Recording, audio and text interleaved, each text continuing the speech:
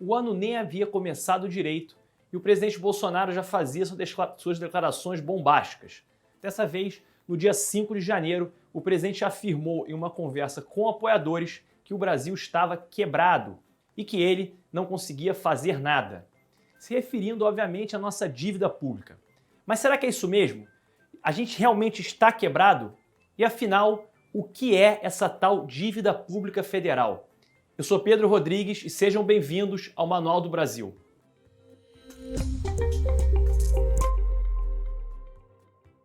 A dívida pública é um fantasma que assola a nossa economia desde sempre.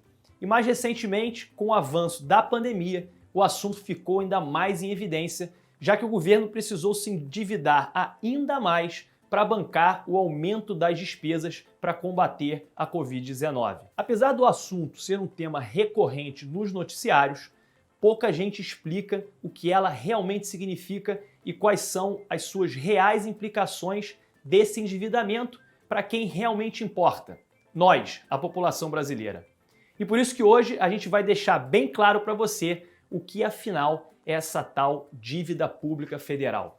Esse é mais um episódio da nossa série Dicionário Político de Bolso. O objetivo é explicar de forma clara os principais temas falados em muitos discursos políticos aqui e em outros países para você entender exatamente o que eles significam e dessa forma argumentar e entender ainda melhor essas discussões tão comuns nos dias de hoje. Mas antes, caso seja a sua primeira vez aqui no canal, muito provavelmente significa que você se interessa por assuntos de economia e da política. Entra aqui nas nossas playlists para conhecer melhor o Manual do Brasil e assistir os outros conteúdos. Eu tenho certeza que você vai gostar muito. E para não correr o risco de perder os vídeos que a gente ainda vai lançar nos próximos dias, não deixa de se inscrever no canal e de apertar o sininho. Recado dado, vamos ao que interessa. Podemos definir a dívida pública do Brasil como um valor que o Estado brasileiro deve para empresas, instituições, bancos e até as pessoas físicas, no Brasil ou no exterior. A captação desses recursos é feita através de emissões de títulos públicos, também chamados de dívida pública mobiliária, ou estabelecendo contratos entre públicos ou privados, que é a chamada dívida contratual. Mas Pedro, por que razão o Estado precisa pedir empréstimo? Bom, vamos voltar um pouquinho atrás. Já falamos algumas vezes aqui no nosso canal que o governo federal não pode gastar tudo como der na telha. Quer dizer, ele até pode, mas tem que ter uma explicação e deve ser previsto e votado no orçamento anual.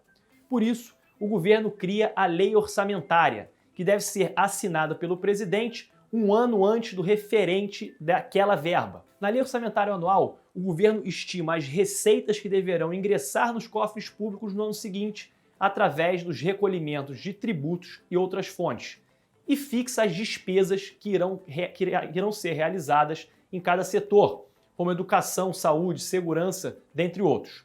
Até aí, tudo muito bem, tudo organizado e simples. O problema surge quando o governo não consegue arrecadar verba suficiente para fazer frente às despesas, ou seja, quando ele gasta mais do que arrecadou, ocasionando o famoso déficit orçamentário.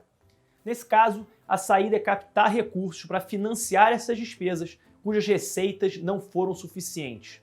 Ou seja, em outras palavras, pedir empréstimo, surgindo assim a tal dívida pública federal. E engana-se quem pensa que isso é um fenômeno recente. Pelo contrário, esse tipo de manobra orçamentária existe desde o Brasil colônia, se intensificando ainda mais a partir de 64, na época da ditadura, através do Plano de Ação Econômica do governo, que tinha como objetivo o controle das taxas de inflação. E aí entra uma questão interessante. Os empréstimos que o governo faz não servem apenas para obter recursos por si. Ela também é um instrumento de política monetária, ajudando a controlar a inflação. E não para por aí. Os juros cobrados por esses empréstimos criam um referencial para o setor privado de quanto cobrar de juros para empréstimos aos clientes finais. Isso significa eu, você e as nossas famílias. O percentual desses juros é a famosa taxa Selic, que você deve ter escutado inúmeras vezes. Agora, como o governo efetivamente faz esses empréstimos? Bom, a forma mais comum, como a gente falou antes, é através da emissão de títulos públicos ou pela assinatura de contratos. Títulos públicos federais são instrumentos financeiros de renda fixa emitidos pelo governo federal, vendidos em leilão ou diretamente a quem queira comprar. Essa é inclusive uma modalidade muito comum de investimento, atraindo muitas pessoas pela tal segurança, apesar do retorno relativamente baixo. Lembrando que hoje a taxa Selic é de 2%. E como eu falei antes, existe também a captação de recursos através de contratos. Essa modalidade ocorre com bancos privados ou organizações multilaterais, como o Banco Mundial, que a gente já explicou aqui no canal. Nesse último caso, a dívida externa é denominada dívida pública federal externa. E o problema dessa modalidade, como você pode imaginar, é que ela está atrelada ao dólar. Portanto, se o dólar sobe, a nossa dívida também sobe. Atualmente, a nossa dívida pública federal é composta principalmente pelas emissões de títulos públicos atrelados à Selic. Em seguida, vem os papéis pré-fixados e, por fim, os empréstimos que estão sujeitos à taxa de câmbio, que são apenas 5,17% do total da nossa dívida. Beleza, falei que a nossa dívida, como ela se forma, os tipos de empréstimos, a composição dessa dívida, mas eu sei que você quer saber mesmo é o número. Qual é o tamanho da dívida pública brasileira? Será que ela é tão grande assim? Eu já vou te dar um spoiler. Ela é gigante. Nossa atual dívida pública federal já ultrapassa o valor de 4,7 trilhões de reais. É isso aí. A gente não está mais na casa dos milhões nem dos bilhões. Já chegamos na casa dos trilhões. Isso equivale a algo em torno de 89,3% de todo o nosso PIB. Essa dívida pública federal nem sempre foi assim tão alta. Por isso é importante ficar atento à nossa própria história, pois em 95 era apenas de 86 bilhões. E se hoje vemos nossa dívida só crescer, entre 95 e 2014, experimentamos uma época de superávit primário, ou seja, onde nossa arrecadação era maior que os nossos gastos. Durante esses 20 anos, produzimos 1 trilhão de reais em superávit primário. Foi só a partir de 2014 que a gente começou a gastar muito mais do que arrecadamos e o que provocou esse aumento vertiginoso da nossa dívida, de 86 bi para 4,7 trilhões de reais. Essa dívida é a maior que a soma dos últimos 6 anos. Uma dívida de 89% do PIB é realmente muito alta, principalmente para um país emergente da América Latina. Para efeito de comparação, a Argentina tem uma dívida proporcional muito parecida com a nossa, de 85,7% do PIB, mas países como o México e o Chile possuem uma dívida de 35% e 31%, respectivamente.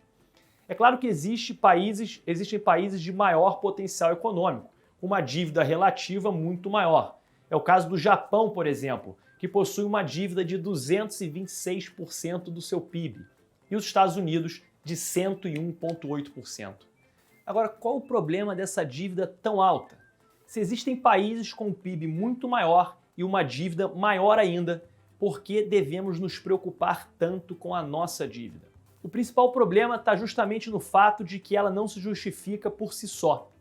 Não existem grandes investimentos nacionais ou projetos em andamento que justifiquem um descompasso tão grande entre a nossa arrecadação e o nosso orçamento. Para os investidores, isso mostra que a gente não tem controle e maturidade suficiente para gerir nossos gastos públicos no melhor dos casos, ou uma corrupção endêmica dos órgãos públicos no pior dos cenários. Essa instabilidade institucional acaba afetando novos investimentos que reflete na falta de emprego e o impulso econômico. E o aumento da dívida, da velocidade que se apresenta, cria um efeito perigoso que dificulta o acesso a mais empréstimos, tornando elas gradativamente mais caras, com juros maiores e prazos muito menores para o pagamento. Além disso, a dívida pública dificulta o investimento no próprio país. Dinheiro que poderia ir para saúde, moradias populares e infraestruturas são desviados apenas para pagar juros das dívidas acumuladas, virando uma bola de neve sem fim. Mas vale lembrar que dificultar não significa impedir. E diferente do que disse o presidente Bolsonaro, existem saídas para essa situação. O que o governo não pode é ficar parado e esperando que algo mágico aconteça. E aí a gente volta ao tema que a gente sempre fala aqui no canal, a importância da reforma tributária e de privatizações. As privatizações merecem um papel de destaque aqui, pois é através de uma redução da máquina pública que a gente vai começar a diminuir de verdade os gastos públicos e transferir esses valores para projetos que tenham um verdadeiro retorno para a sociedade. Além disso, as privatizações seriam um meio eficiente de arrecadar dinheiro para pagar e amortizar parte dessas dívidas. Depois de toda essa explicação, o que você acha da nossa dívida pública? Você tinha ideia de quanto era? Deixa aqui nos comentários a sua opinião. Vamos discutir juntos como fazer um Brasil melhor, criar novas oportunidades e possibilidades. Eu quero saber também que outros temas vocês gostariam que a gente abordasse aqui no canal. A sua ajuda é essencial para fazer o Manual do Brasil crescer cada vez mais. Por isso não esquece de deixar o seu like e compartilhar esse conteúdo com todos os seus amigos e familiares. Valeu e até o próximo vídeo. Dilma saiu que pedalada fiscal, saiu enfiando gasto, aumentou o gasto público pra caramba, aí a dívida foi embora.